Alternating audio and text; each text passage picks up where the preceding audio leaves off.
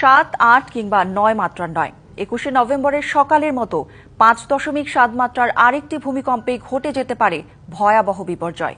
কারণ ওই দিনের ভূমিকম্পেই রাজধানীর প্রায় 80% ভবন কোনো না কোনোভাবে ক্ষতিগ্রস্ত হয়েছে। এমন তথ্য জানিয়ে বুয়েটের গবেষকরা বলছেন, পরবর্তীতে আবারও একই মাত্রার ভূমিকম্প হলেই হতে পারে ভয়াবহ পরিস্থিতি। তাই দ্রুত এসব ভবন পরীক্ষা নিরীক্ষা করে পদক্ষেপ নেওয়ার আহ্বান বিশেষজ্ঞদের। রাজধানীর অদূরে নরসিংদীতে গত শুক্রবার উৎপত্তি হয় 5.7 মাত্রার ভূমিকম্প, যাতে ঢাকাসহ দেশের বিভিন্ন স্থানে বহু ভবন ক্ষতিগ্রস্ত হয়। ঘটে হতাহতের ঘটনাও।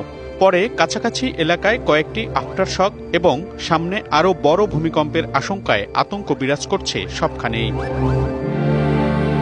শুক্রবারের ভূমিকম্পেই রাজধানীর প্রায় 80% ভবন কোনো না কোনোভাবে ক্ষতিগ্রস্ত হয়েছে বলছেন বুয়েটের এই বিশেষজ্ঞ।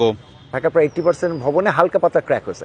এগুলো কিন্তু স্ট্রাকচারাল ক্র্যাক না, অর্থাৎ বিল্ডিং এর জন্য ক্ষতিকারক না, কিন্তু পরে যদি একটা বড় আর্থকুয়েক আসে তাহলে কিন্তু এটা মারাত্মক ক্ষতি হবে। তার মানে এগুলো ইমিডিয়েট রিপেয়ার করার একটা ব্যাপার আছে।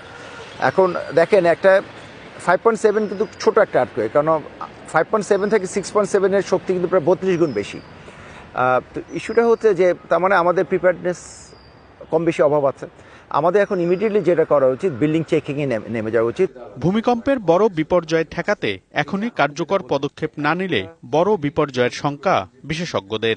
যে ভবনগুলা ক্র্যাক হয়েছে, বড় ধরনের যেগুলো ক্র্যাক হয়েছে, সেটা পরীক্ষা নিরীক্ষা করে দেখা যাবে যে সেগুলা আসলে উইক হয়ে যায়। এই জন্যই বলা হয় যে যদি ওরকম বড় ধরনের ফাটল দেখেন তখন অবশ্যই সেই ঘরে না থাকাটাই শ্রেয়, কারণ পরবর্তীতে ছোট ভূমিকম্প হলেও এইগুলো দুর্বল ভেঙে যেতে পারে। এই জন্য কারিগরি বুদ্ধি সম্পন্ন লোকদেরকে দেখিয়ে সেটাকে রেট্রোফিটিং করা দরকার। এবং রেট্রোফিটিংটা যেটা রেট্রোফিটিং হচ্ছে যে আবার মানে শক্তিশালী করা।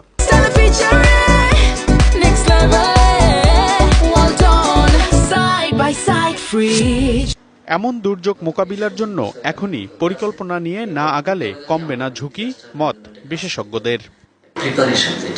প্রিপারেশন এখন এটার উপর ভিত্তি করে আমাদের বিল্ডিংগুলোকে, যেগুলা ঢাকা শহরের এই যে বিভিন্ন বিল্ডিং আছে, বিল্ডিং এর বিভিন্ন করতে হবে, অ্যাসেসমেন্ট করতে হবে। অ্যাসেসমেন্ট করে এগুলোকে আমরা ঝুঁকিপূর্ণ, মধ্যম ঝুঁকিপূর্ণ এবং ঝুঁকিপূর্ণ নয় এরকম 3-4 ভাগে ভাগ করে আমাদের এগুলো কিন্তু ইমপ্লিমেন্ট করা শুরু করতে হবে।